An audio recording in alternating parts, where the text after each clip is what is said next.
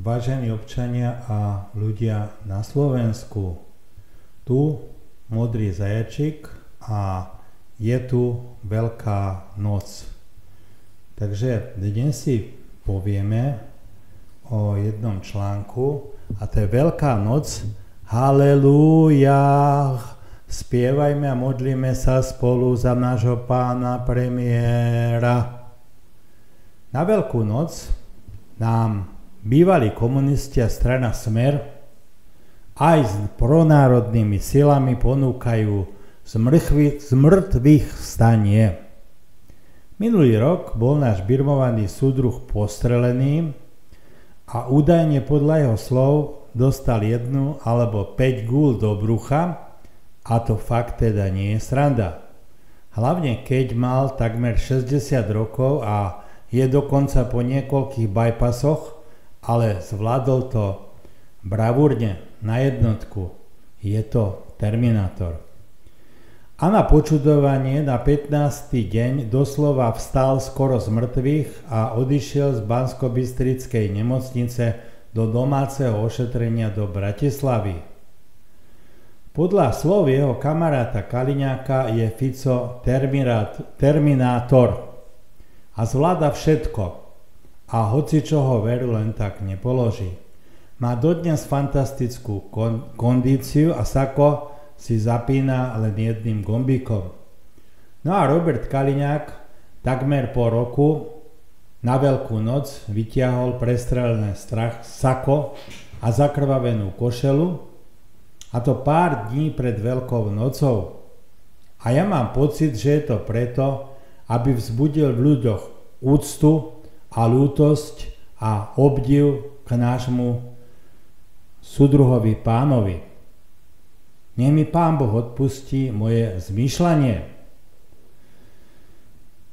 Keď som zbadal tú strašne zakrvavenú košelu a to prestrelené sako, hneď ma napadla spojitosť s turínskym plátnom. Hlavne ma to napadlo na Veľký piatok a premkol ma pocit viny. Bol som skutočne ako ten neveriaci Tomáš a chcel som vidieť zranenia, chcel som vidieť predoperačnú a pooperačnú správu. A to preto, lebo mám pocit, že atentát dodnes nie je prešetrený a na celý prípad je uvalené embargo, či už zo strany generálnej prokuratúry alebo nemocnici v Banskej Bystrici. Asi som bol aj vypočítavý a lakomý a závidím mu aj doživotnú rentu, ktorá nás ochrankou vyjde na 7 miliónov eur, ak sa náš pán Fico dožije 80 rokov, čo je priemerný vek. Chvála Pánu Bohu. A teraz treba poriadne skontrolovať všetky zhromaždenia, aby sa takéto veci nestávali. Nebudú nám tu robiť občianske združenia rôzne protesty. Ľudia sú nervózni a všetko sa im máli. Chceli by mať lacné potraviny, chceli by mať lacné energie, chceli by mať plné prídavky na deti a chceli by mať čím nižšie dane. Nesúhlasia s konsolidáciou.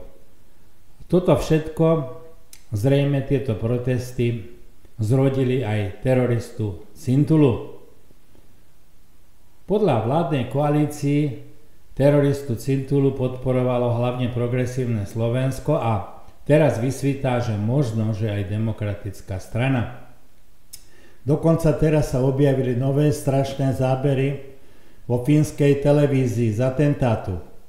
Vraj neboli zverejnené preto, aby nevyvolali pohoršenie u obyvateľstva Slovenska.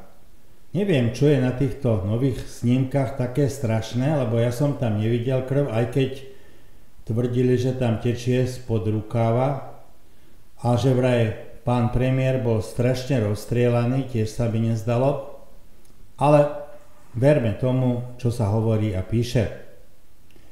Inak si myslím, že v Handlovej toho bolo nafilmovaného viac, nech by Pán Boh odpustil, lebo boli tam asi aj priemyselné kamery, polície alebo mesta na stĺpoch a veľké množstvo ľudí s mobilmi. Kde sa stratili zábery z mobilov, neviem. Ale ja som naozaj po tom strašnom masakri nevidel ani kvapku krvi na námestí. Chvála Bohu, teraz už viem, že všetku krv vsiakla košela, ktorú ukázal Judr Kaliňák. Škoda, že hneď po atentáte neboli zverejnené snímky saka a košele. Možno, že už vtedy by som nepochyboval a nespochybňoval atentát. Ale chápem, že bolo embargo. Ochrana osobných údajov je prvoradá. A že všetko sa nakoniec vysvetlí k všeobecnej spokojnosti. Ja som pochyboval a urobil som si z toho nemiestnu satíru, čo je nechutné. A dostal som, čo mi patrí. Sedel som 4,5 mesiaca za tú hnusnú vetu v Leopoldovskej väznici a čaká ma ešte súd, kde môžem za tú vetu schytať ďalších 3 až 10 rokov. Natvrdo za tú škaredú vetu o Cintulovi. Dodnes bohužiaľ nevieme, ktorý lekár alebo ktorý tým lekárov nášho premiéra operovali, ktorí mu vybrali minimálne 1 guľu z brucha, maximálne 5, ako sám pán premiér tvrdí. No, musela to byť naozaj strašná paseka. Ja som potom spochybňoval atentát následne, čo bola z mojej strany hrozná nerozvážnosť.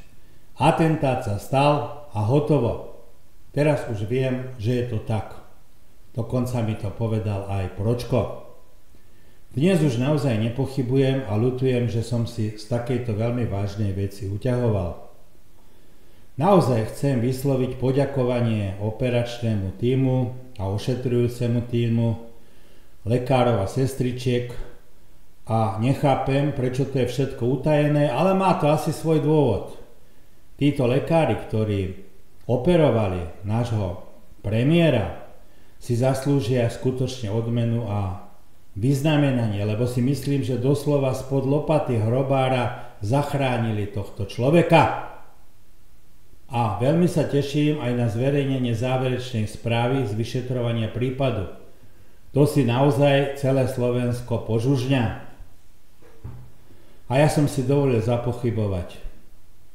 A prirovnali sme vo videu pána premiéra k Robocopovi, skladaného z plechu v jednej hrozne satiricko-ironickej vete, ktorú naozaj nemôžem ani popísať alebo povedať, lebo by som bol okamžite obvinený zo schvaľovania terorizmu ešte raz. Čiže ľutujem túto vetu a nezopakujem ju. Nech mi všebohúci Boh odpustí. Ja, Julo Kováč, som mal 38 rokov a tiež som bol osudom stíhaný. V roku 1997 mi puklo slepé črevo do brušnej dutiny a v nemocnici som pri prvej operácii strávil 2 mesiace a z brucha mi trčali hadičky. Následne na to som absolvoval 3 ďalšie operácie zamotaných čriev, tzv. Ileusy, v priebehu ďalších 3 rokov a tieto následky nesiem dodnes. Hocikedy sa mi zapchajú čreva a s prepáčením sú nepriechodné. Volá sa to aj mizerere a umierali na to aj králi. Tiež som mal báječnú kondíciu a zvládol som vtedy napríklad 80 klikov na minútu. Za minútu. Po 3 rokoch a po 4 operáciách som mal len 64 kg a po poslednej operácii som vyzeral ako kostra a následky týchto operácií nesiem prakticky dodnes. Takže nechcelo sa mi uveriť, že Robert Fico takmer v 60 rokoch zvládol toto bez problémov. Teraz už viem, že Robert Fico nie je Robocop. Je to doslova Terminátora, má fantastickú formu. Láme barle, fotí sa v hoteloch.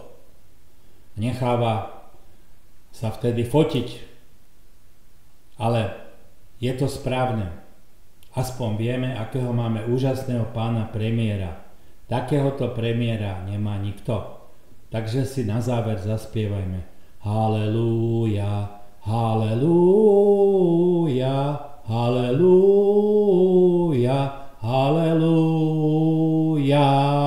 Haleluja.